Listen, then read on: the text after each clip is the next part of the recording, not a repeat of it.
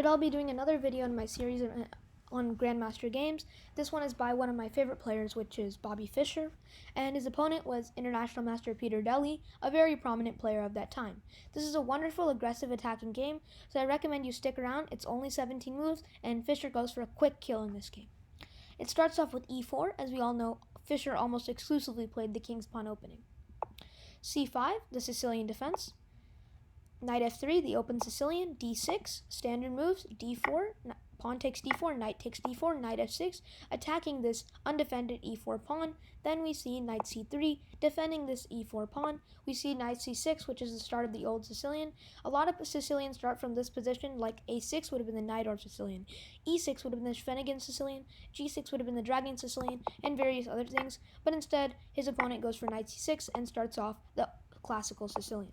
Now we see the main point of this game, which is bishop c4. The Fischer shows an attack, and the main idea of this is a plan that is developed by actually Bobby Fischer, and it is to use these two pieces to attack black's weak f7 square. As you can see, the bishop has been lined up to attack this f7 square. Now we see this move e6, kind of shielding off this f7 square and not allowing Bobby Fischer's bishop to directly hit it, and it kind of solidifies its pawn structure. Then we see bishop b3. Seems like a backwards move, but it's actually very, very nice. Bobby Fischer simply securing his bishop onto this b3 square and not allowing black to go for d5 immediately and kick off his bishop, or later in the game, move the rook onto the c-file and attack the bishop if it was still on c4. Now we see a6, a prophylactic move. We see f4. Instead of going after the e5 square, which might seem like what Bobby Fischer is doing with this f4 move, he's simply trying to play f5 and break up this structure, and again, allow this f7 pawn to become more open to a wonderful attack we'll see later in this game. Queen a5 is played, We see castles. Fischer is simply getting his king to safety. We see Peter Dely exchanging off the knights, so knight takes knight, queen takes knight. Then we see a really bad move, and probably the biggest mistake that Peter Dely made in this game, which was the move d5. So simply this, in retrospect, this looks like a wonderful move, especially if you're on the board. Without engines, as you can see, it's plus 1.5, so it obviously is a bad move, but he wouldn't have known it at the time, because it looks wonderful because of bishop c4, pinning the queen to the king and winning the queen. But Bobby Fischer has this wonderful resource that he finds, which is bishop e3, and it nullifies this threat of queen c5, and that is why this was actually a very bad move, and this move did nothing but allow Fischer to create a strong attack with a lot of initiative. So here, Peter Dely tries to grab a pawn, but it doesn't really work because it only opens up the structure and puts less defenders on its f7 square. So we see pawn takes, knight takes, and without wasting any time, Fischer goes for f5, again pushing this f5 pawn, and as we saw before in the game, he's simply trying to break up the structure.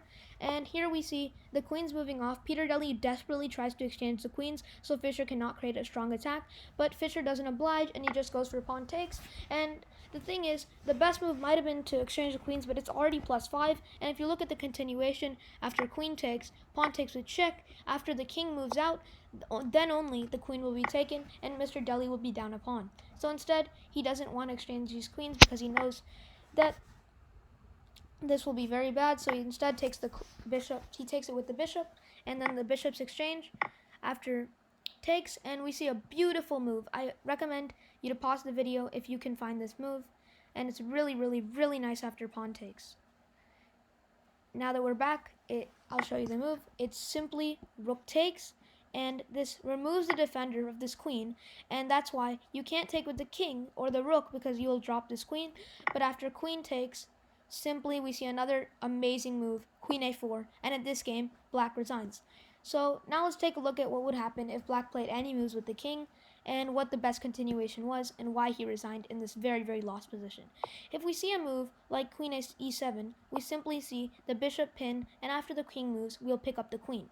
What about a move like king to d8? Then we'll see bishop b6 check, and the king will eventually just get hunted down by all of white's pieces as it comes more and more open. The rook will come in, the queen will come in, and eventually, as black's king moves further and further from its camp, it will eventually get checkmated on these open files.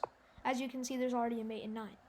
So instead, let's see another move by the king. We can see maybe king here, which is king f7. But as you can see, just like all the other times, it will just get hunted down again. After rook check, it will have to come into this very, very bad square, and it's already pinned, so after it moves, we'll pick up the queen.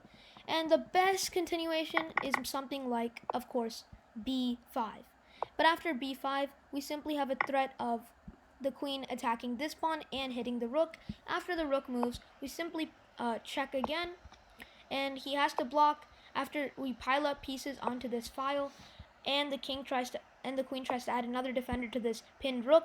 We play this wonderful move, which is bishop b6, and eventually this will fall. There is nothing up to it, because after all these moves, we'll simply trade off everything and pick up this rook. As you can see, this was a wonderful game where Bobby Fischer used initiative to completely crush his opponent. And as you can see, this is one thing about chess. If you even waste a single move dilly-dallying, you'll get completely crushed, especially by an attacking opponent like Fischer. I hope you enjoyed this wonderful game and you share it with your friends. Remember to stay fundamental, stay tactical. This is Fundamental Tactics Chess, signing out. Thank you.